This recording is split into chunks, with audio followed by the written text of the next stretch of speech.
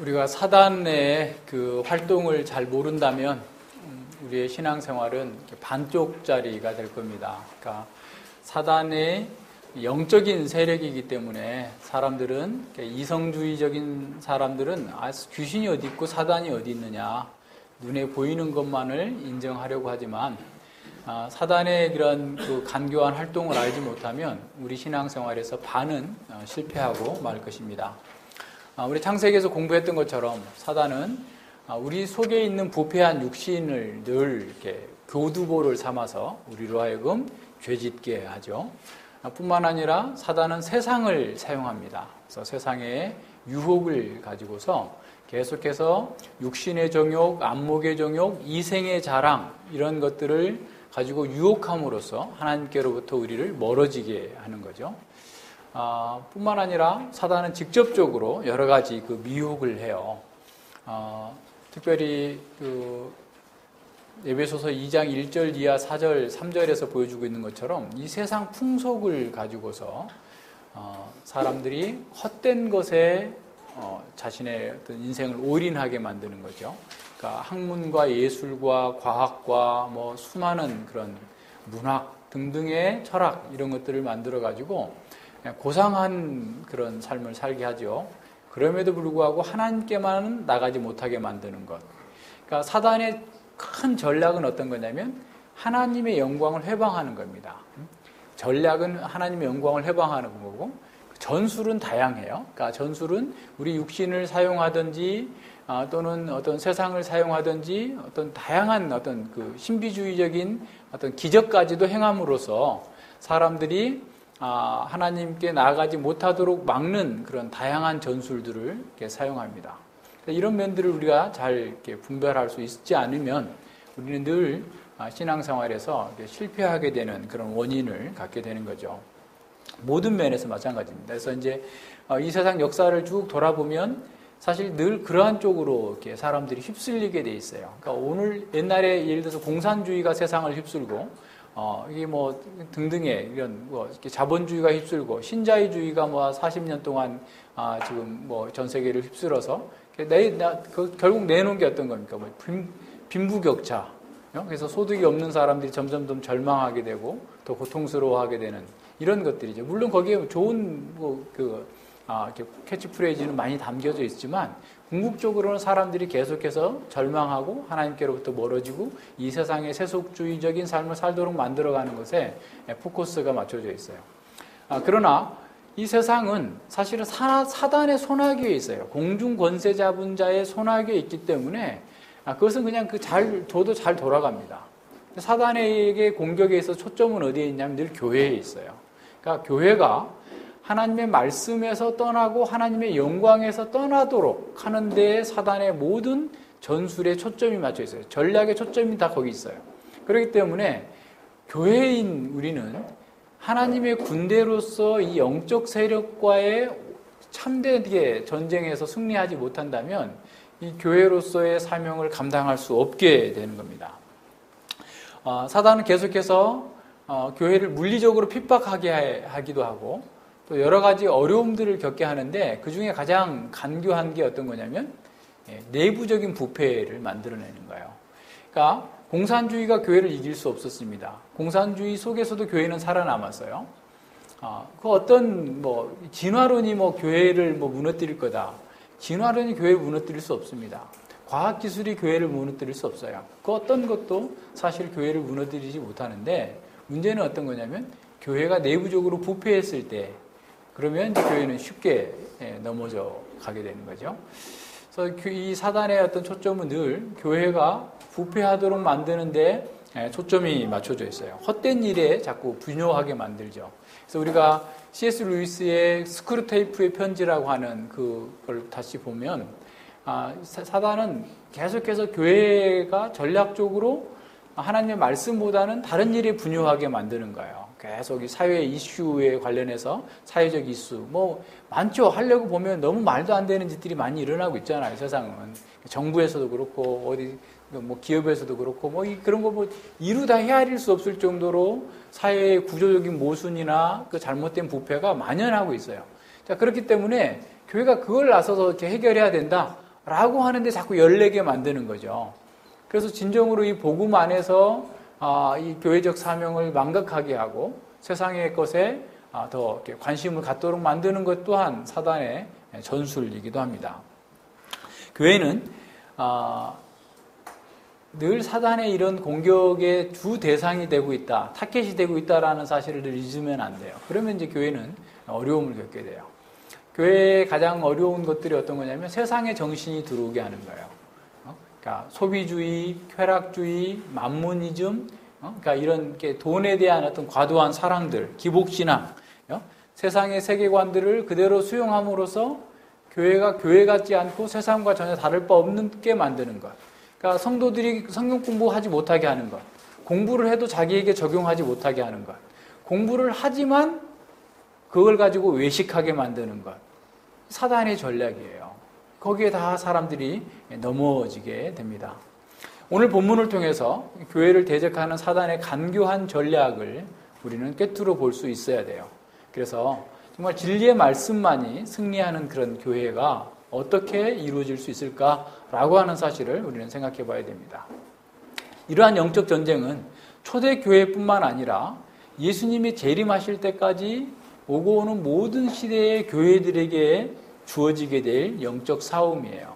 그래서 이것은 1세기 당시에 초대교회에만 있는 문제가 아니라 오늘 우리에게도 있는 문제고 앞으로도 계속 있을 문제들입니다. 모든 시대의 교회는 여기에서 자유롭지 않아요. 이런 영적 전쟁에서 자유로운 교회는 없어요. 그렇기 때문에 우리는 잘 살펴야 됩니다. 자, 본문의 정황을 우리가 먼저 살펴보면요. 이게 이제 앞서 우리가 지난주에 봤던 것처럼 32절 이하에서 유무상통하는 그런 일들이 있죠. 온 교회가 한 마음과 한 뜻이 되어가지고 물건을 서로 통용함으로써 핍절한 사람이 없는, 그래서 진정한 제자로서의 그 모습을 보여주고 있는 그런 가운데 하나의 긍정적인 사례가 이 구브로에서 난 레위족인 요셉이라고 하는 사람, 바나바라고 하는 사람의 긍정적인 사례가 나타납니다. 원래 이 레위인은 재산을, 자기 땅을 갖고 있지는 못했죠. 그러나 이제 시간이 지나면서 자기 땅을 소유하게 되고 또 아마 그 상속받았을 수도 있고 뭐 다양한 방법이 있는데, 구브로는 이게 유대 땅이 아니에요.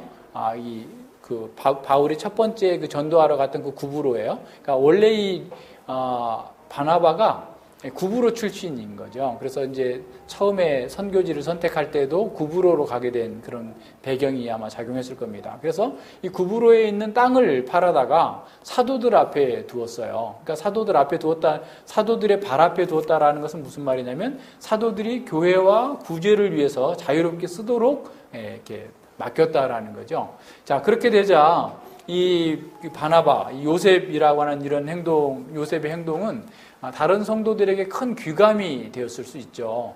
그러니까 보통은 이렇게 그러니까 꽤 큰 돈이었을 수도 있고, 또 그 바나바가 그런 것으로 인해서 사도들이 그를 갖다가 권위자다 또는 위로자다라고 별명을 붙일 정도로 교회를 위해서 헌신하고 교회의 섬김에 있어서 아주 모범적인 그런 삶을 살았던 것으로 보게 됩니다.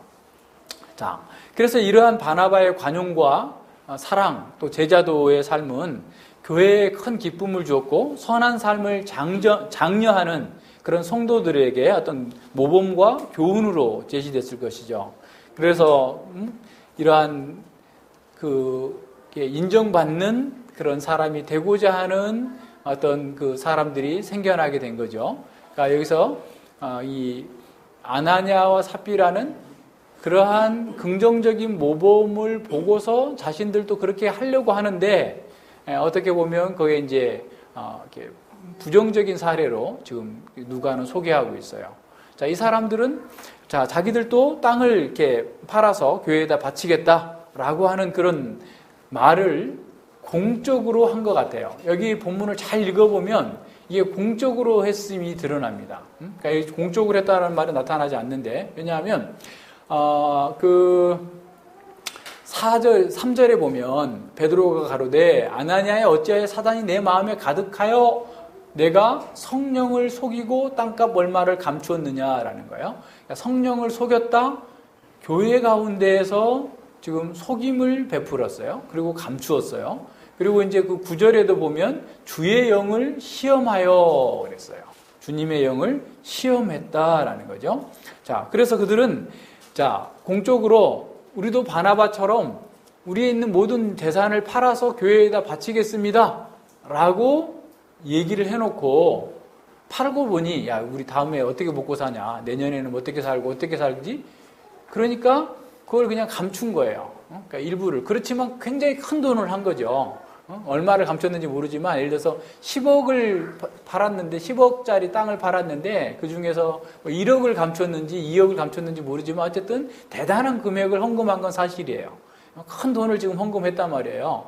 자, 이렇게 큰 돈을 헌금하고서 자, 이게 왔는데 지금 베드로가 문제 삼는 것은 그들이 왜 왜 이렇게 돈을 숨겼느냐 이런 거하고 좀 상관이 하지 않고 교회 가운데에서 공헌한 것을 그대로 했느냐 이렇게 묻는 거예요. 그러니까 공적으로 너희들이 그렇게 하겠다고 한 것을 그렇게 했느냐라는 것을 이렇게 묻는 겁니다. 발 앞에 감추었다라는 것은 이렇게 감추고 또 감추었다. 지금 감추었다라는 말이 계속 좀 연달아서 나오잖아요. 2절에서도 보면 그 값의 얼마를 감춤해. 그리고 4절에서 3절에서도 그 얼마를 감추었다.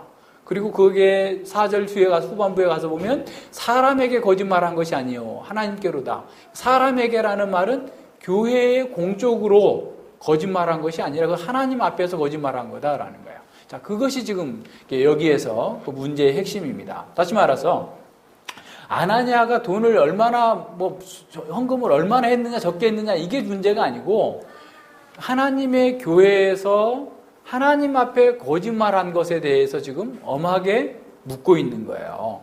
그러니까 아나니아와 삽비라는 다른 사람들로부터 교회로부터 사도들로부터 정말 바나바라고 하는 위로자, 권위자라고 하는 교회적인 명성을 얻기를 원했어요. 자, 그래서 그 명성을 얻기를 원해서 자기들도 그렇게 하겠다라고 공언해놓고 그러고 나서 돈에 대한 욕심, 세상에 대한 재리에 대한 염려, 근심 이런 것들이 있어서 그걸 얼마 동안 감췄단 말이에요. 그러면서도 다 한 것처럼 이렇게 얘기를 한 것이 여기서 문제가 되고 있어요. 사도들이 왜 다 안 바쳤느냐? 또는 강제로 그걸 다 바쳐야 된다. 또 전부를 다 바치라. 이런 거 하지 않았어요. 자기들 스스로 그렇게 한 거예요. 스스로 그렇게 해놓고 어떤 사정이 있든지 간에 그것을 거짓말하고 다 바치는 것처럼 했다라는 거예요. 위선을 행했다라는 겁니다. 그러니까 그 사람들은 진정으로 자기 부정을 하지 않고 제자로서의 삶을 살지 않으면서도 이 세상에서 교회에서 사람들로부터 관대하다, 정말 위로자다, 권위자다라고 하는 명성을 얻기를 원했기 때문에 이와 같은 상황이 벌어지게 된 겁니다. 자신들이 자원하여서 교회 가운데에서 공적으로 선언해놓고 그래서 자신들도 그러한 바나바와 같은 권위와 또 명성을 갖기를 원해놓고 그것을 얻기 위해서 팔아서 바치겠다 해놓고 그것을 일부를 떼놓고 다 바친 것처럼 지금 얘기하고 있는 거죠. 그러니까 이것이 가장 큰 문제입니다. 그러니까 사실 그렇게 했으면 아니 우리가 다 팔아다 바치려고 사실 교회에다 공적으로 했는데요. 우리가 생각해보니 우리 자식도 결혼시켜야 되고 우리도 먹고 살아야 되고 등등의 이런저런 사유가 있어서 우리가 그것에 반만 바치겠습니다. 반만 바쳤습니다. 해도 아무 문제가 없어요. 그걸 누가 문제 삼을 사람도 없고 그걸 아무 적이 된 게 없어요. 그런데 그렇게 숨겨놓고도 자신들은 다 한 것처럼 위선과 거짓말을 행한 것이 문제예요. 자, 이것은 단지 교회를 속인 것이 아니라 하나님을 속인 것이고 하나님의 성령을 속인 거다라는 겁니다. 그래서 베드로 사도는 이러한 아나니아와 삽비라의 그 배후에 사단이 역사하고 있음을 꿰뚫어 본 거예요. 자, 이건 무슨 말이냐면 사단이 교회의 순결성을 깨뜨리고 교회가 위선과 외식이 범람하도록 부채질하고자 아나니아와 삽비라 속에 이와 같은 외식과 거짓말을 하도록 한 것을 본 거예요. 사단이 가득하다라는 것은 사단이 준 유혹에 넘어가서 자신의 욕망과 정욕과 자기 추구를 위하여서 활동하고 있는 위선과 거짓이 지금 그들 속에 가득 차 있다라고 하는 사실을 폭로하고 있는 겁니다. 그래서 베드로가 책망하자 하나님께 즉시 그를 치셔서 사망하게 돼요. 바로 엎드려져서 죽게 됩니다. 자, 그래서 이 일을 듣는 사람들이 굉장히 다 두려워하죠. 그리고 6절에 보면 그 사람들을 시신을 싸서 메고 나가서 바로 그 자리에서 가족들에게 알리지도 않고 장사하게 됩니다. 자, 이것은 좀 배경 설명이 필요한데요.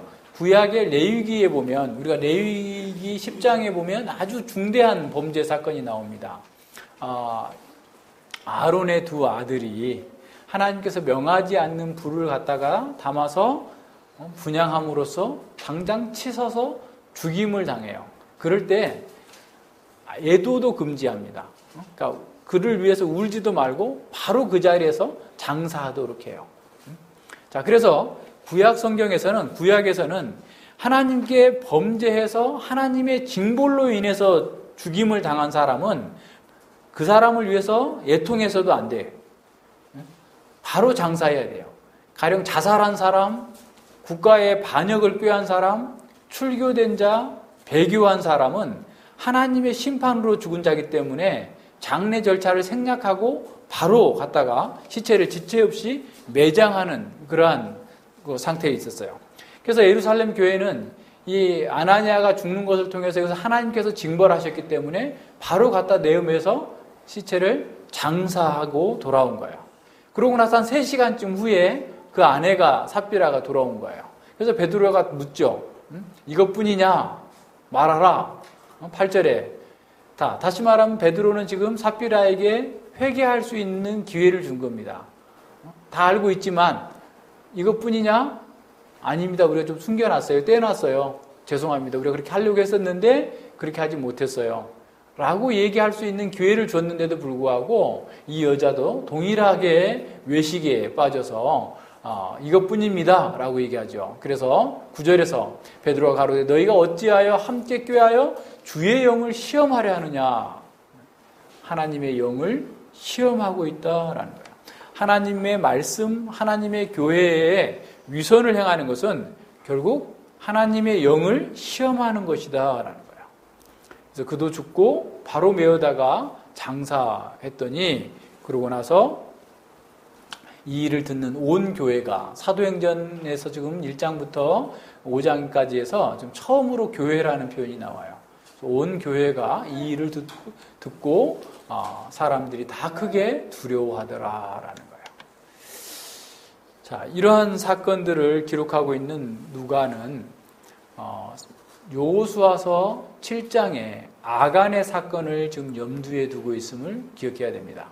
자, 누가가 이 역사가로서 이 사건을 기록할 때 1세기 당시에 초대교회에 있었던 일들을 모두를 다 기록한 게 아니에요. 그죠? 지금 모두를 기록한 게 아니라 지금 하나님의 구속의 역사 가운데에서 교회가 어떻게 모든 도전과 어려움들을 이기고 확장해 나아가며 하나님 나라의 영광을 드러내고 있는가를 지금 전달하면 그 목적에서 의도해서 기록했는데 이 감추었다라는 말이 헬라어 성경 70인역 성경에서 여호수아서 7장에서 아간이 여리고성을 무너뜨리면서 하나님께 다 바쳐야 될 그 전리품을 숨긴 것과 동일한 단어를 쓰고 있어요. 자, 무슨 말인지 아시겠어요? 지금 이스라엘 백성 여호수아 7장도 굉장히 중요한 사건입니다. 아간이 처음 지금 이 이스라엘 백성들이 처음 요단강을 건너가지고 여리고성을 무너뜨리고 그것도 하나님의 은혜로서 소리만 질러서 무너지게 하는 여리고성을 무너뜨리면서 하나님 나라를 일으켜야 될 그 상황 속에서 하나님의 것을 도둑질하는 거예요. 거기서 모든 전리품을 여호와의 곳간에 바치라라고 했는데 그걸 자기가 숨겨놨어요. 그래서 그를 죽이게 됩니다. 왜냐하면 하나님 나라가 들어와서 하나님 나라 속에서 여전히 그런 하나님의 것을 훔치고 위선과 외식이 통용하게 되면 이스라엘 나라가 무너질 것이기 때문에 그것을 하나님께서 아주 강력하게 처벌하시는 거예요. 자, 사도행전의 교회도 마찬가지입니다. 지금 교회가 지금 이루어졌어요. 지금 계속해서 복음의 전진이 이루어지고 하나님 나라가 이루어져 가고 있는데 그 속에 외식이 끼어들면, 공적으로 교회 앞에서 이렇게 하겠다라고 해놓고 그것을 숨기고 거짓말하는 그 외식이 만연하게 되면 하나님의 나라는 거기서 무너져 버릴 것이기 때문에 이것은 성령을 속이고 주의 영을 시험하는 아주 심각한 죄라는 사실을 지적하면서 그를 치신 거예요, 하나님께서. 그러니까 외식과 자신의 명예욕을 만약에 교회가 그걸 이렇게 들어주게 된다면 사람들이 다 외식에 빠질 거예요. 그래서 다른 세상의 종교들과 다 별반 다를 바 없는 그런 종교단체로 전락해버릴 거예요. 교회의 가장 순결성을 깨뜨려 버리기 때문에 그것에 대해서 하나님께서 강력하게 치시면서 오고 오는 모든 시대에 보여주는 거예요. 교회에서 이러한 외식과 잘못된 거짓말이 통용되지 않아야 된다는 사실을 보여주는 거예요. 만약 오늘날 우리 교회에서도 그렇게 하나님께서 거짓말 할 때마다, 외식할 때마다 치셨다면 남아있는 사람 별로 없을 거예요. 우리 속에 다 그런 게 있잖아요. 하나님께서 지금 우리 샘플로서 보여주고 있는 겁니다. 교회가 정말 어떠해야 되는지를, 그래서 초대교회는 바로 그러한 권징을 통해서 새로워지고 깨끗해지고 사명을 감당할 수 있었다라고 하는 거예요. 그래서 어느 시대의 교회나 완전한 교회가 없어요. 어떤 스펄전 목사님한테 어떤 분이 오셔서 그렇게 물었대요. 목사님, 저는 좀 완전한 교회를 찾고 있는데 그런 교회를 좀 소개시켜 주십시오. 라고 했더니 스펄전 목사님이 완전한 교회가 있다면 내가 감으로써 그 교회는 완전하지 못합니다. 응? 무슨 말인지 알겠어요? 이 세상에 완전한 교회가 있다 할지라도 스펄전 목사님이 그 교회에 참여함으로써 그 교회는 완전해지지 않는다라는 거예요. 완전하지 않다라는 거죠. 그러니까 우리는 지금 완전한 교회를 늘 목표하고 있지만 완전하지 않아요. 우리 속 늘 마찬가지. 우리 늘 부패함이 잠존하고 있어요. 그러니까 이러한 것들을 통해서 하나님께서 우리에게 가르치시는 바가 뭔가, 하나님께서 이렇게 즉각적으로 외식에 대해서 심판하신 이유가 뭔지를 생각해 봐야 됩니다. 첫 번째는 뭐냐면 교회를 지키기 위함이에요. 자, 만약에 사단이 간교함이 처음 교회에 먹혔다면, 그래서 위선과 거짓말을 용납하게 되었다면 교회는 생기자마자 쓸데없는 자기 추구적인 종교단체로 전락되어 버렸을 거예요. 베드로는 아나니아와 삽비라가 교회에 거짓말을 하고 위선을 행한 것은 교회에 한 것이 아니라, 사람에게 한 것이 아니라 성령님에게, 하나님 앞에서 하고 있다는 사실을 아주 강력하게 지금 말씀하고 있습니다. 자, 여기에 엄위함이 있어요. 지금 하나님께서 즉각적으로 심판하지 않는다 할지라도 교회에 대하여서 거짓말하는 것은 하나님 앞에서 하는 거라는 사실, 하나님을 속이는 것이고 하나님 앞에 위선을 정당화시키는 것이기 때문에 심각한 죄라는 사실을 우리에게 보여주고 있습니다. 누가복음 12장 10절에 보면 예수님께서 이렇게 말씀하시죠. 누구든지 말로 인자를 거역하면 사하심을 받으려니와 성령을 모독하는 자는 사하심을 받지 못하리라 그랬어요. 성령을 모독하는 것, 성령께서 세우신 이 교회를 모독하는 것은 심각한 위험이다라는 사실을 경고해 주고 있어요. 거짓과 위선이 교회에서 용납하게 되면 교회는 진정한 하나님의 백성의 공동체로서의 본질을 잃게 돼요. 거룩성을 상실하게 됩니다. 교회의 순결성이 상실하게 되죠. 세상은 아예 거짓말이 그냥 일상 용어일 수 있어요. 다 거짓말합니다. 거짓말 안 하고 사는 사람이 없고, 거짓말이 그냥 그 사람의 말이 100마디 하는 중에서 몇 %가 진실일까라고 따져봐야 될 정도로 사람들은 거짓말을 그냥 아예 밥 먹듯이 하고 살죠. 그게 세상이에요. 자기 이익을 위해서라면 무슨 거짓말이든지 다 할 수 있는 사람이에요. 그리고 일상적으로 쏟고 속이는 것이 공방전이 벌어지고 그게 당연한 것처럼 보입니다. 왜 그럴까요? 세상은 거짓의 아비인 마귀에게 지금 장악당해 있기 때문에 그래요. 마귀가 거짓말하는 자잖아요. 그러니까 늘 거짓말해요. 그러니까 거짓말이라는 것도 진리에 부합하지 않는 말은 다 거짓말이에요. 그죠? 하나님의 말씀의 사실에 부합하지 않는 게 거짓말인데, 그 거짓말이라는 것도 10가지 중에서 5가지는 옳은 말하고 5가지 틀린 말하면 그것도 거짓말이에요. 동일한 거예요. 그러니까 그런데 사람들은 10가지 중에 한 가지만 진실을 말해놓고 자기는 진실을 말했다고 해요. 9가지는 다 거짓말이면서. 모든 게 마찬가지예요. 이런 것들이 이 세상에는 아주 일상화되어 있습니다. 그러나 교회는 순결하신 하나님의 백성들이에요. 거룩하신 하나님의 백성들입니다. 그러니까 교회 가운데에서 거짓과 위선이 이렇게 들어와서 장악하게 되면 그건 교회로서의 본질을 상실하게 돼요. 거룩성을 상실하게 됩니다. 참된 교제가 이루어지질 않아요. 성도의 교제가 이루어질 수 없어요. 늘 그 사람의 말의 의도를 찾아봐야 돼. 어떤 사람이 말하면 왜 이 사람이 이런 말을 했을까? 등등의 찾아봐야 돼. 이 거룩하지 못한 공동체들 속에서는 서로 속이고 있기 때문에 이런 일들이 늘 벌어질 수 있는 거죠. 따라서 성령께서는 교회 가운데에서 이런 거짓과 위선을 완벽하게 어떻게 보면 막을 수는 없지만 그것이 통용이 돼가지고 그런 사람이 교회의 리더십이나 교회의 지도자로 세워질 수 없도록 드러내시는 거예요. 드러내야만 하는 거예요. 자, 오늘날 교회를 한번 생각해 봅시다. 오늘날 교회 사람들이 하는 얘기가 교회에는 너무 유선자가 많다라는 거예요. 다 깨끗한 척하고 선한 척하고 하는데 일상의 삶에서 보면 다 하더라. 다 속이고 사기치고 다 거짓말하고 이렇게 자기 이익을 위해서는 뭐든지 다 하더라. 이런 얘기를 사람들이 하고 있어요. 이렇게 되면 교회는 그냥 자신들의 어떤 종교적인 취미를 또 성향을 따라서 모인 하나의 종교단체에 불과하게 되는 거죠. 고린도전서 3장 16절 이하에서 교회의 성전인 교회를 파괴하는 행위입니다.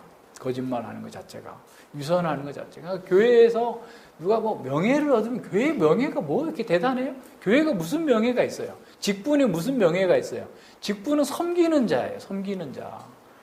그런데 그 직분 가지고 크게 뭐 대단한 것처럼 사람들이 생각하는 것, 이런 모든 것들이 뭐냐면 사실은 성전을 더럽히는 행위예요. 하나님을 속이는 행위예요.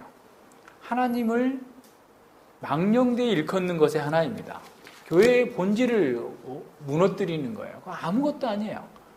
사실 그게 뭡니까? 아무것도 아니에요. 우리는 각각의 그냥 주어진 자리에서 하나님의 주신 은사를 따라서 섬기는 자로서 부르심을 받는 것이지, 자기가 더 많이 헌신했기 때문에 더 많은 명예를 받아야 되고 더 많은 영광을 받아야 되고 더 많은 존경을 받아야 된다라고 하는 것 자체가 이미 이 육신의 정욕이에요.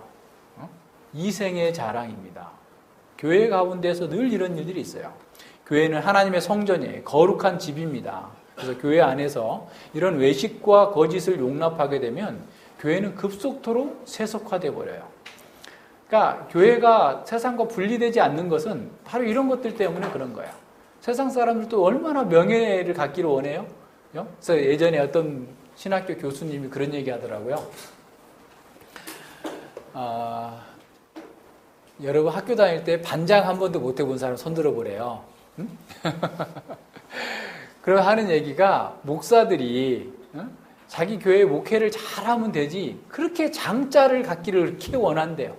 그래가지고 노회장 무슨 시찰장 장자 되기 위해서 온갖 이렇게 정치를 하는 거예요. 그러니까 그런데 그분 하는 얘기는 뭐냐면 깜이 안 되는 사람들이 그 일을 한다는 거예요.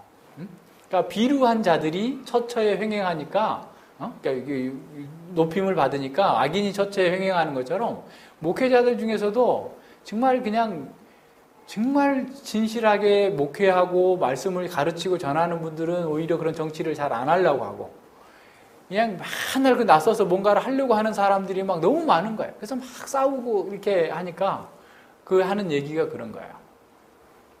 그게 뭡니까, 그게? 그거 뭐 장하면 대단한 거예요?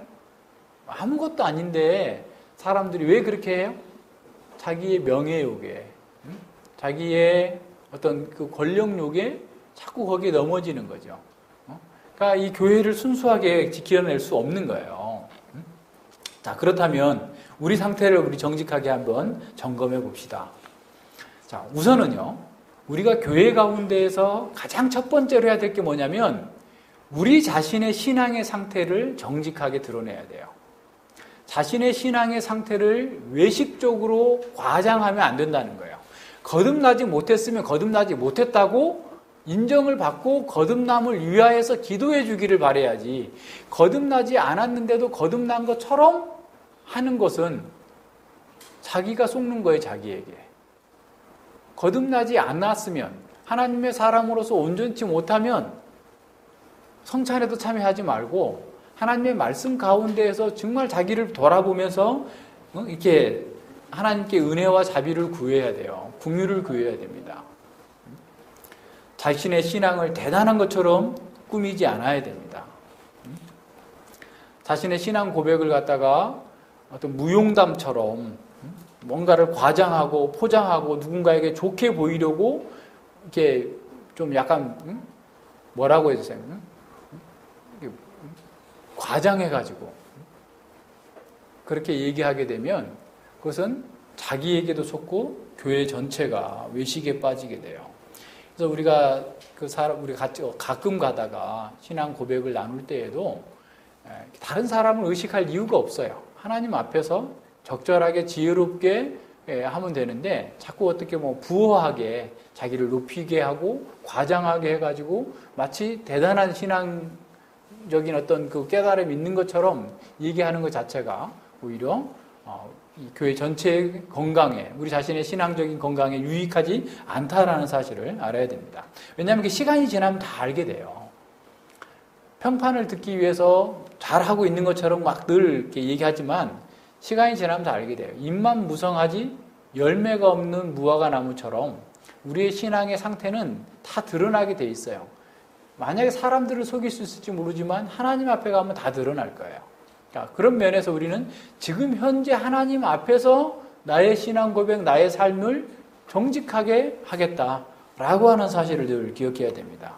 왜냐하면 그렇지 않으면 교회의 건강 전체, 몸의 건강 전체를 해롭게 하기 때문에 그래요. 자, 연보와 관련해서도 마찬가지예요.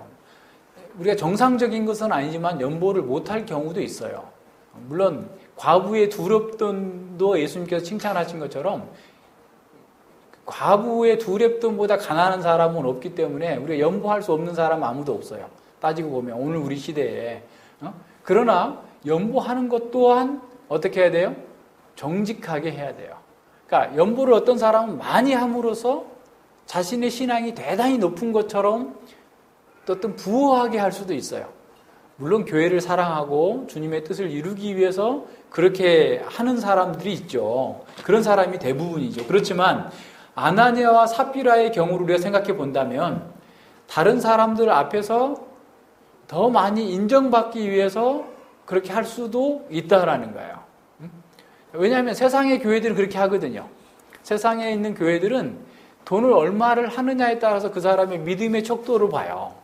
연보를 얼마나 하느냐에 따라서. 물론 그것이 전혀 구분되는 것은 아니지만 꼭 그것이 일치되는 것도 아니다 말이에요. 그런 방식으로 하는 거죠. 예전에는 여러분 그런 거 경험해 보시지 못했는지 모르겠는데 예전에는 어떤 부흥사들이, 목사님들이 꾼을 끌고 다녀요. 그래서 이 교회에 예배당 건축을 해야 되는데 이렇게 얼마가 필요한데 작정을 해서 이렇게 하라. 근데 잘 모르는 사람이 막 손들고 난 얼마 하겠습니다. 그러면 저분이 어떤 집사님이 얼마 하기로 했다는데 다른 분 장로님 얼마 할 겁니까? 막 이렇게 무슨 경매 붙이는 것처럼 이렇게 해가지고 막 돈을 더 끌어모으려고 하고 막 이상한 짓들을 아예 그냥 공공연하게 했어요. 그게 우리 한국 교회 역사에 계속 있는 일이고 지금도 그런 데 있다고 그래요. 지난번에도 어떤 분 얘기하는데 교회 건축을 하는데 돈을 이렇게 낼 수 없는 사람들이 있으니까 은행하고 어떻게 제휴를 맺어가지고 마이너스 통장을 주일날 만들게 하더라는 거예요. 주일날 마이너스 통장을 만들어서 그 마이너스 통장만큼 헌금하게 하고 그걸 이제 자기가 벌어서 갚으라고. 우리 시대에 이게 딴 나라 얘기가 아니에요. 그러니까 그런 데도 있어요. 이거 말도 안 되는 거죠. 교회 건축해가지고 망한 교회들이 얼마나 많고 지금도 빚 때문에 허덕이는 교회들이 얼마나 많은지 몰라요. 이런 거예요. 그러니까 우리는 정직하게 하면 돼요. 하나님 앞에서 하잖아요. 누가 보면 어떻고 안 보면 어떻고. 그죠? 그거 가지고 우리는 판단하지 않잖아요. 그러니까 하나님 앞에서 정직하게 우리가 할 수 있는 범위 내에서 이렇게 하는 겁니다. 그래서 이런 모든 면에서 연보를 할 수 없는 경우에는 연보할 수 있는 믿음을 달라고 기도하고 더 하나님을 섬길 수 있도록 기도하고 이렇게 해야지, 하지 않으면서도 하는 것처럼 또 잘하고 있는 것처럼 이렇게 하면 하나님께서 기뻐하시지 않겠죠. 그런 게 우리 속에서 끼어들지 않도록 해야 됩니다. 두 번째로, 하나님께서 이렇게 그 위선과 선한 양심을 가져야 된다라는 거예요. 이 세상은 다 더러워진 양심이죠. 그러니까 뭐 정부도 그렇고 국회도 그렇고 뭐 어디에나 정말 선한 깨끗한 양심을 갖고 사는 단체는 오직 교회밖에 없어요. 그래서 교회는 늘 하나님과 교제하고 하나님과 정말 끊임없이 기도하고 하나님의 말씀을 듣고 하나님의 성품을 반영하는 공동체로 이 땅에 있기 때문에 성도들은 사적으로나 공적으로나 늘 선한 양심을 따라서 정직하게 행하라라는 겁니다.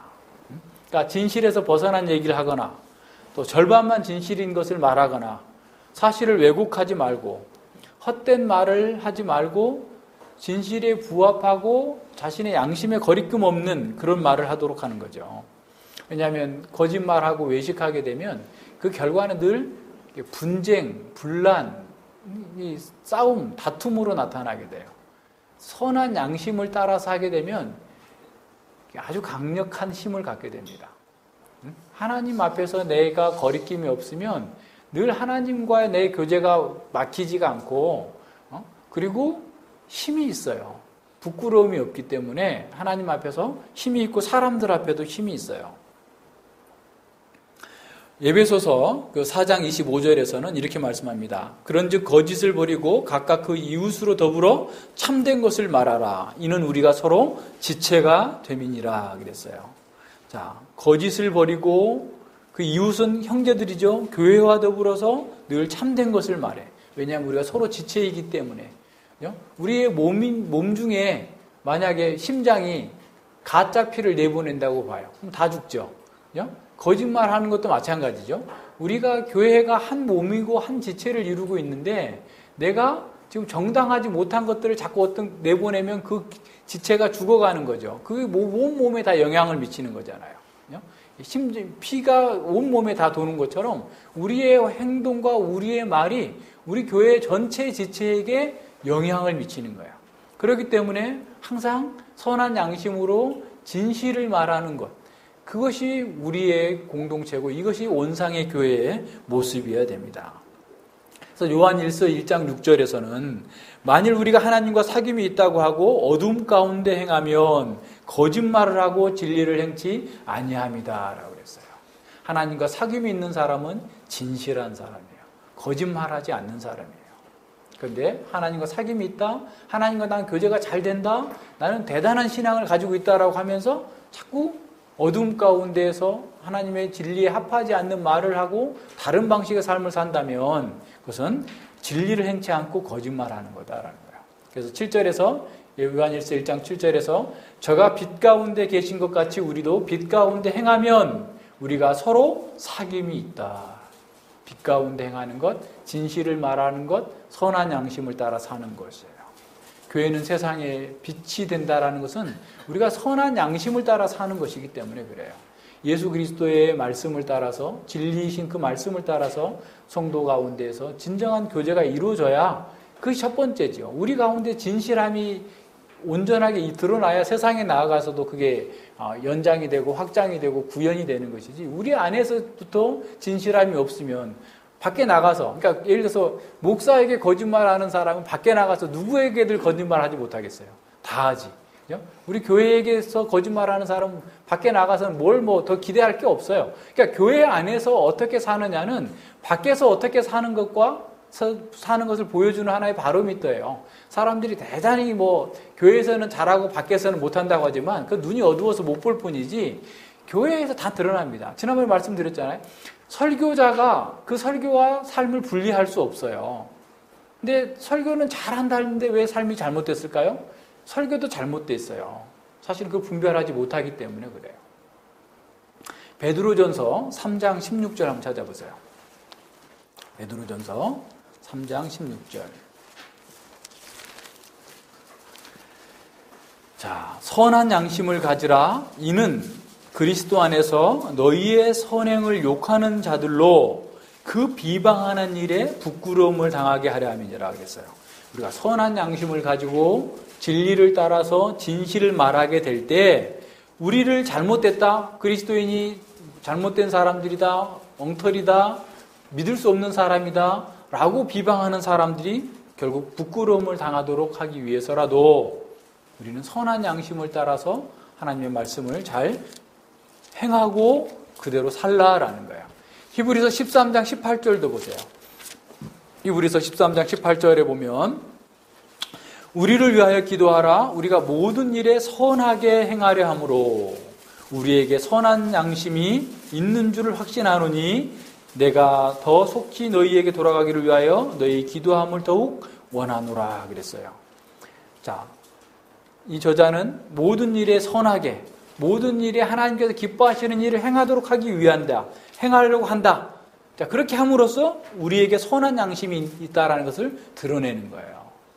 깨끗하고 순결하게 사는 것, 그 자체가 하나님 앞에서 우리의 선한 양심의 증거가 된다라는 사실을 우리에게 가르치고 있는 겁니다. 그래서 교회 가운데에서 이런 위선과 외식이 끼어들지 않도록 늘 선한 양심을 따라서 진실을 말하고 우리가 부족하면 부족한 대로 우리는 다 약점을 받는 거예요. 우리에게 있는 모든 약점들을 다 받아줄 수 있어요. 그러니까 우리의 약점이 문제가 아니에요. 사실은 약점이 문제가 아니에요. 근데 사람들이 자꾸 약점이 문제라고 생각해. 약점이 문제가 아닙니다. 우리 교회 안에서는 예를 들어서 우리 가족 중에 장애인이 있다고 해요. 제 자녀 중에 장애인이 있다. 그렇다고 해서 이 장애인을 내가 버립니까? 사랑하고 죽을 때까지 한평생 관계를 갖고 있는 거예요. 오늘 우리에도 마찬가지예요. 우리 교회에서도 약점이 있는 사람이 있어요. 하나님의 사람이에요. 거듭났어요. 그랬으면 그 사람은 죽으나 사나 평생 우리와 함께 가는 거예요. 약점이 문제가 아니에요. 약점을 숨기고 자신의 장점을 과대하게 포장하고 그래서 사람들에게 자신을 이렇게 영광을 취하고자 하는 이러한 것들이 문제인 거예요. 그러니까 약점이 있는 거 하나님 다 아세요. 하나님 아시는데 사람들이 잘 봐주면 뭐합니까? 그런 거 아니에요. 하나님 앞에서 우리는 선한 양심을 따라서 행해야 됩니다. 자, 세 번째 봅시다. 세 번째 이 아나니아와 삽비라 사건은 교회의 건징의 필요성을 우리에게 가르쳐주고 있습니다. 하나님의 교회를 멸시하는 사람들은 때로는 육체의 죽음을 당하기도 해요. 이와 같이 고린도전서 11장 그 22절 30절에 보면 성찬을 행할 때 바른 자세로 교회를 멸시하면서 행한 사람들에 대하여서 그 중에 자는 자들도 있다라고 그랬어요. 그러니까 이런 면에서 하나님께서 주신 이러한 선한 도구, 재료들을 잘못 사용함으로써 이렇게 심판을 받는 경우도 있습니다. 그렇지만 이것은 일부예요. 그러니까 아까 얘기한 것처럼 샘플적인 사건입니다. 그럼 우리 다 죽어야 되잖아요. 샘플적인 사건으로서 우리에게 보여주는 거예요.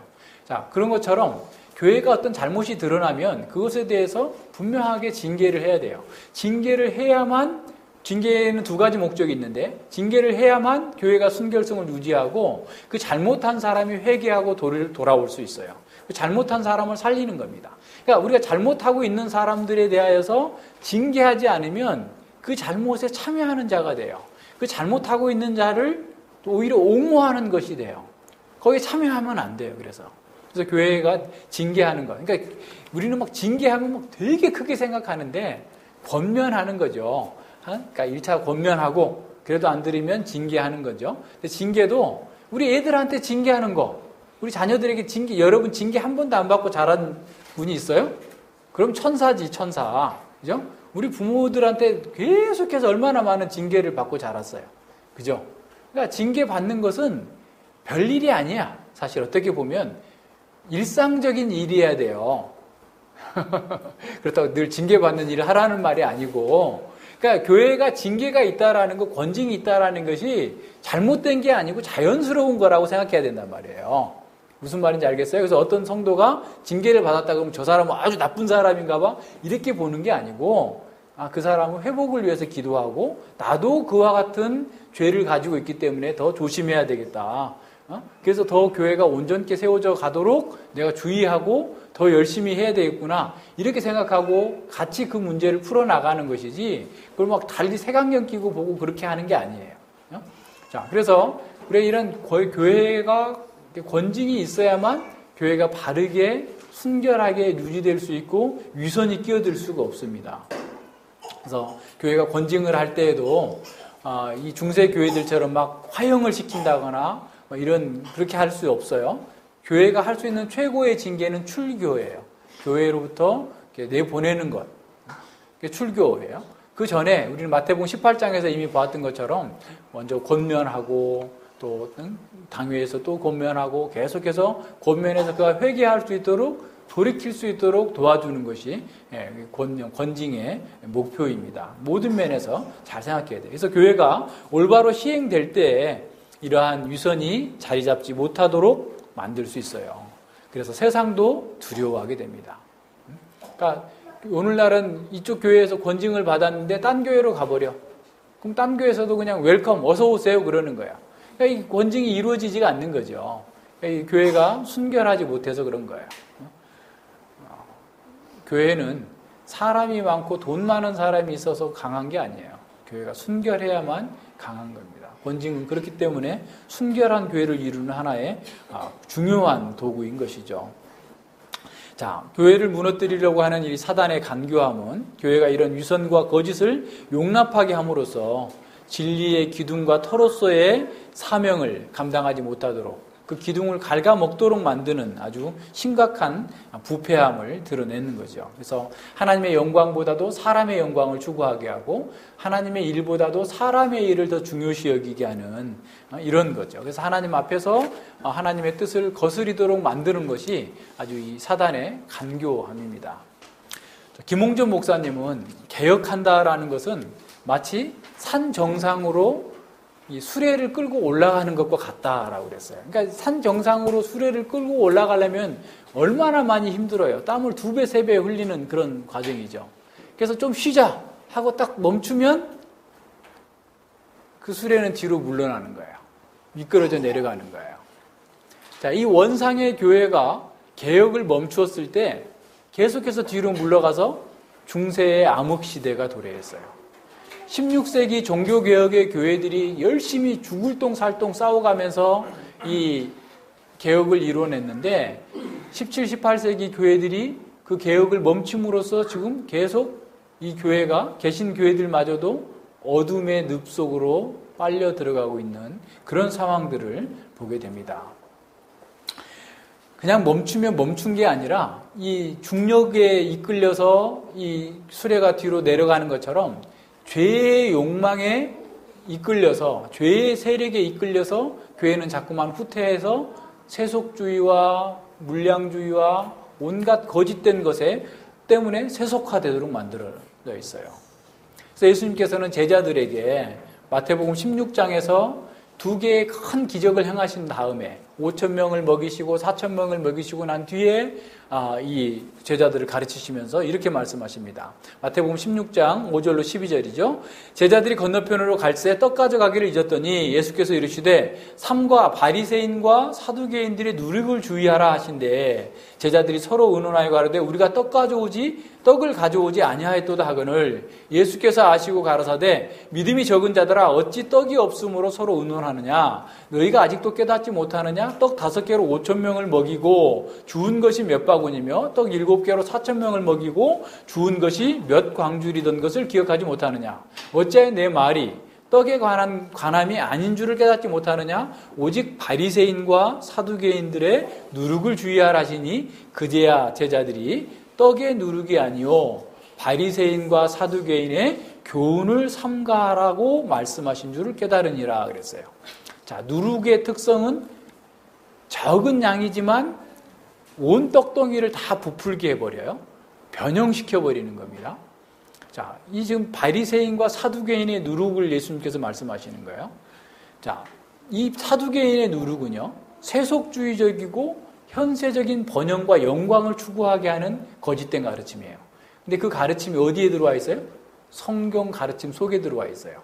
그러니까 성경의 가르침을 사용하되 그것을 왜곡하고 부풀려서 잘못 적용함으로써 사람들이 그것을 가지고 예수님을 믿는 것을 가지고 이 세상에서 잘 먹고 잘 사는 것으로 만들어 가버리려 하는, 복음의 본질을 왜곡시켜버리고 잘못되게 만드는 쪽으로 적용하는 거예요.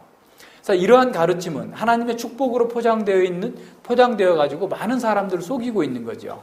세상 속에서의 번영과 영광이 하나님의 축복의 증거인 것처럼 가르치는 사두개인들과 같은 목사들이 너무나 많습니다.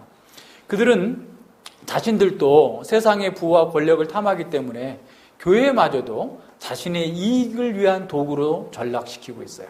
그러니까 교회가 목사의 이익을 위한 도구가 됐어요. 자기의 명예와 자기의 영광과 자기 추구의 하나의 기관처럼 돼버린 것이죠. 오늘날 많은 교회와 성도들이 이 사두개인의 은밀한 누룩, 교훈에 감염되어 있습니다. 그래서 많은 교회들에서는 복음의 본질이 사라지고 크고 화려한 예배당이 교회와 복음의 영광을 대변하는 것으로 생각하고 있는 거죠. 그래서 교회당을 아름답고 크게 건축하기 위해서 많은 헌금을 유도하게 되고 많은 헌금을 낸 사람들을 중직자로, 직분자로 세워주는 거죠.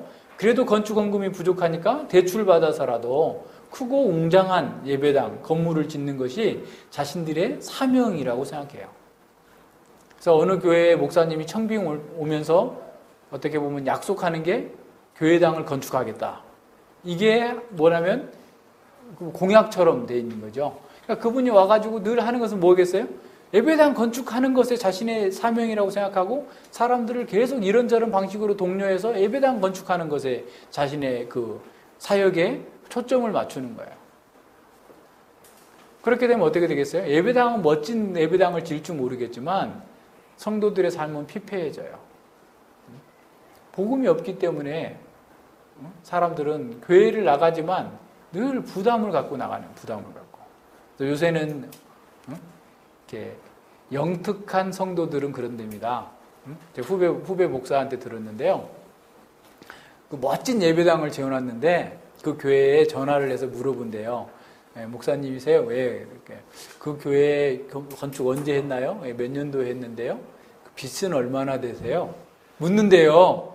만약에 그 교회 건축할 때 빚이 많으면 가나 마나 보나 마나 맨날 돈 내라고, 건축원금 내라고, 지금 빚 갚아야 된다고 맨날 새벽 기도부터 철야 기도까지 맨날 그 얘기만 할 거니까 자기는 거기를 안 가겠다는 거죠.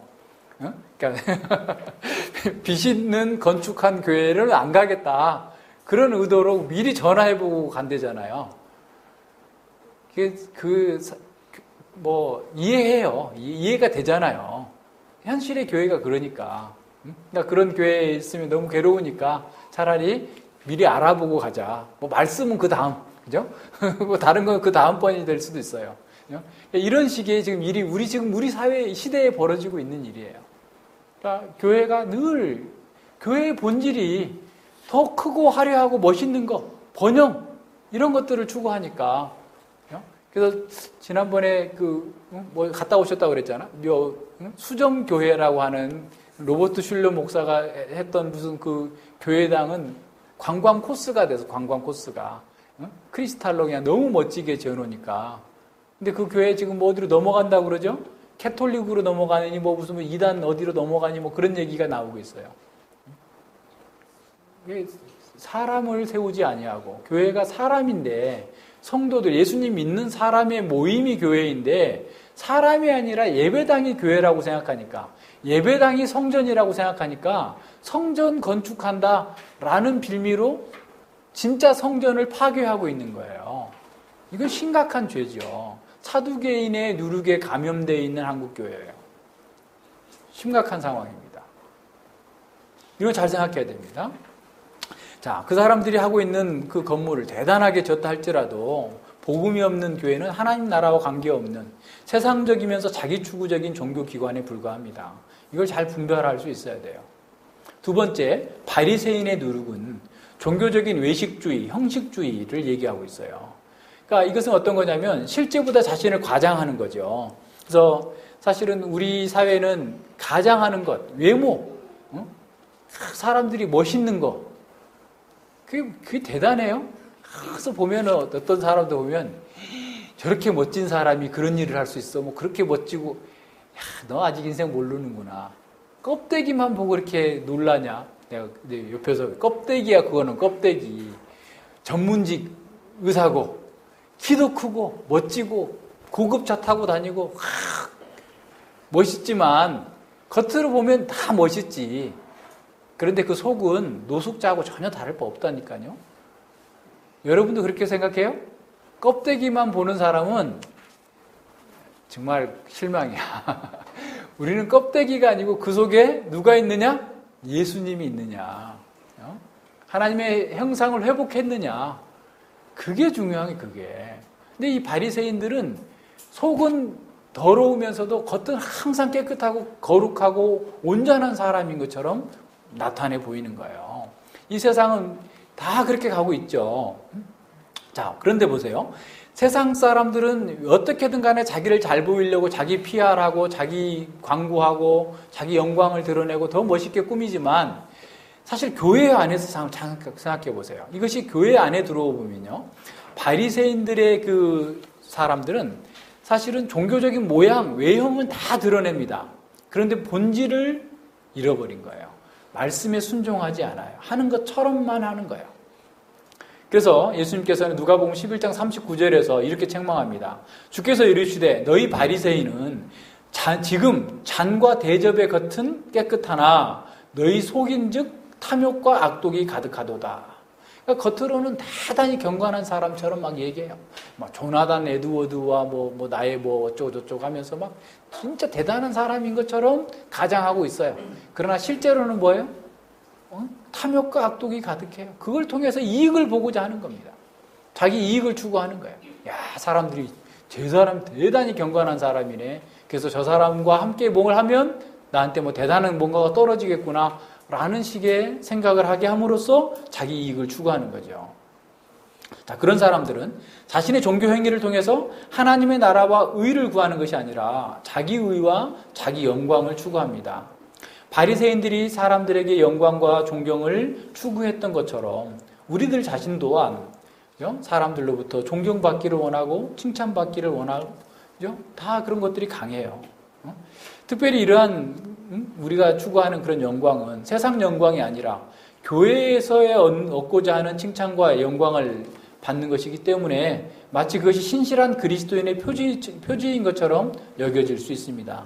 그래서 어떤 사람들은 다른 신자들에게 헌신과 봉사의 모델로서 추앙받고 싶은 마음에서 더 큰 열심을 낼 수도 있어요. 그것을 위해서 더 큰 희생과 헌신을 감내하기도 합니다. 아나니아와 삽비라처럼 말이죠. 하지만 그런 행동은 하나님 나라와 교회적 사명을 이루기 위한 봉사가 아니라 자기 영광을 추구하고 부패한 자아를 살찌우기 위한 것임이 결국에는 드러나게 돼 있어요. 지금은 아닐지 몰라도 결국 드러납니다. 바리새인의 누룩에 감염된 외식적인 그리스도인의 특징 중 하나는 항상 말이 앞서는 거예요. 하나님의 뜻을 다 아는 것처럼 말하고 하나님의 말씀을 다 경험한 것처럼 말합니다. 그러나 이런 사람들은 자신의 틀에 갇혀 있기 때문에 자신의 실상을 객관적으로 보지 못하는 것이 특징이에요. 그래서 자기 차원에서 의와 경건을 정의하고 자신의 행위와 자신의 의는 대단한 것을 평가하면서 그 틀에 미치지 못하는 사람들에 대해서는 어떻게 하죠? 정죄하는 거예요. 판단하고 정죄합니다. 자, 그런 사람들은 자신들의 학문적 성취와 선행을 은근히 자랑하면서 자신은 성숙한 그리스도인이라고 스스로 자부합니다. 그러나 하나님 나라는 말이 아니라 실제적인 능력에 있는 것이죠. 자, 교회에서도 사람들의 칭찬과 인정을 받기 위해서 선을 행하는 사람들이 많이 있습니다. 분별력이 없는 교회들에서는 이런 사람들을 직분자들로 세워주는 거죠. 하지만 하나님께서는 그 행위와 더불어서 그 일을 하는 사람의 마음과 동기를 살피십니다. 하나님의 통치가 우리 마음에서 시작되지 않는다면 우리는 사람들로부터 바나바, 권위자, 위로자라는 칭찬을 들을 수 있겠지만 하나님의 영광을 가로채는 죄에 빠지게 됩니다. 이처럼 외적으로 볼 때 좋아 보이는 행동이 실제로는 하나님의 영광이 아니라 사람의 영광을 위해서 행해질 수 있음을 알아야 됩니다. 그럴 경우에 그러한 행위는 축복이 아니라 심판을 받아야 마땅합니다. 왜냐하면 그런 행동은 피조물을 조물주보다 더 경배하도록 유혹하기 때문에 그렇습니다. 이런 사람들은 물론 이것을 사람들이 인식할 수 없을 수도 있어요. 하지만 하나님께 돌려져야 될 그 영광을 피조물인 자신에게 돌림으로써 심판을 자초하는 심각한 죄악에 빠져 있는 것이죠. 자, 우리의 고백과 우리의 행동은 하나님 앞에서 드려지는 헌상이며 예배에 이어야만 합니다. 다윗은 성전을 건축하기 위해서 자원함으로 예물을 드리는 백성들을 보면서 크게 기뻐했어요. 역대상 29장 9절인데요. 백성이 자기의 즐거이 드림으로 기뻐하였으니 곧 저희가 성심으로 여호와께 즐거이 드림이며 다윗 왕도 기쁨을 이기지 못하여 하니라. 자, 이렇게 하면서 다윗은 기도합니다. 나의 하나님이여, 주께서 내 마음을 감찰하시고 정직을 기뻐하시는 줄 내가 아나이다. 내가 정직한 마음으로 이 모든 것을 즐거이 드렸사오니 이제 내가 또 여기 있는 주의 백성이 주께 즐거이 드리는 것을 보오니 심히 기쁘도소이다. 그랬어요. 자, 주님은 모든 사람의 마음을 감찰하시고 정직한 마음을 기뻐하십니다. 따라서 하나님의 성전은 백성들의 그 성심으로 드린 예물, 정직한 마음으로 드린 예물로서만 순결하게 세울 수 있는 것이죠. 이는 오늘 우리에게도 동일하게 적용할 수 있습니다. 하나님께서는 우리의 마음과 행동을 다 감찰하십니다. 하나님께서는 우리의 마음의 정직함을 기뻐하시며 성심으로 즐거이 드리는 헌신을 통해서 성전인 교회를 세워나가십니다. 주님께 자신을 온전히 드리는 헌신의 예배는 자기 부인이 없이는 불가능합니다. 진정한 자기 부인은 매일의 일상의 삶에서 순교하는 것입니다. 이는 어떤 면에서 육체의 단회적인 순교보다 더 힘들고 어려운 싸움입니다. 자기 십자가를 지고 주님을 따르는 삶, 세속주의와 외식주의를 버리기 위해서 투쟁하는 삶은 순교적인 각오 없이는 불가능한 것입니다. 자기 부인이 없이 사람들의 칭찬과 영광을 추구하고 세상의 안심 인명을 추구하는 사람들이 모인 그런 교회라면 그것은 살아있다 하는 이름은 가졌으나 이미 죽은 교회입니다. 순결하고 능력 있는 교회는 모든 성도들이 주님의 마음을 담고 성심으로 자신 전체를 하나님께 헌상하는 교회입니다. 교회의 능력은 사람의 숫자나 재력에 있는 것이 아니라 교회의 순전한 마음으로 자신을 주님께 전적으로 헌상하는 순결한 성도들에게서 나옵니다. 이런 교회는 그러면 사단의 역사가 없을까요? 사단의 교회가 없을까요?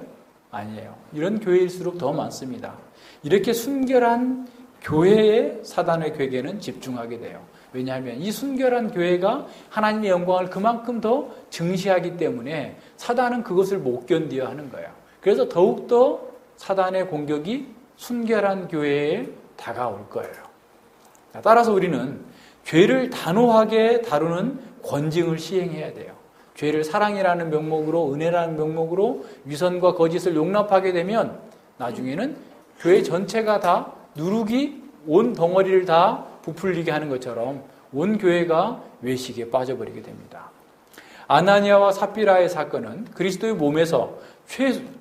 몸인 교회에서 최우선적으로 해야 될 일이 무엇인지를 우리에게 가르쳐 줍니다.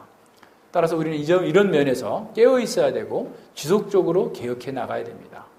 우리 자신과 교회가 개혁을 멈추는 순간 교회의 수레바퀴는 다시 육신의 정욕과 세속화, 외식주의라고 하는 내리막길로 미끄러져 갈 것입니다. 끊임없이 개혁하는 성도와 교회만이 사단의 교회를 이기고 순결하고 거룩한 교회가 되어서 이 시대에 맡겨진 사명을 잘 감당할 수 있을 것입니다. 같이 기도합니다. 예, 하나님 아버지 감사를 드립니다. 저희가 아나니아와 삽비라의 사건을 통해서 우리가 누구이며 무엇을 위해 존재하며 어떻게 교회를 이루어 나가야 될지를 다시 한번 생각해 보게 됩니다. 우리도 거짓의 아비인 사단에게 속아서 인생을 헛되이 보내며 허탄한 거짓말을 늘 입에 붙이고 살았던 저희들의 옛 습성이 우리 육신 속에 여전히 남아있음을 보게 됩니다. 그래서 저희들은 이 교회에 와서 예수님의 보혈을 힘입고 하나님의 몸된 교회에, 그리스도의 몸된 교회에 참여하고 있음에도 불구하고 순간적으로 의식하지도 못한 채 이런 외식과 위선이 우리를 사로잡으려고 하는 그런 엄청난 위험 앞에 놓여 있음을 보게 됩니다. 저희가 피 흘리기까지 이 죄와 더불어서 싸우게 하시고 이런 외식과 위선이 또 세상적인 세속주의가 우리를 통하여서 들어오지 못하도록 날마다 순교적 각오로 싸워 나아갈 수 있도록 함께하여 주시옵소서. 마귀를 대적하라. 그럼 그 마귀가 물러가리라 라고 말씀하신 것처럼 우리가 이러한 외식주의와 세속주의를 대적함으로써 우리가 순결하고 아름다운 교회를 이루어서 하나님 나라의 사명을 감당하는 그런 교회를 이루어갈 수 있도록 함께하여 주시옵소서. 감사드리며 예수님 이름으로 기도드립니다. 아멘.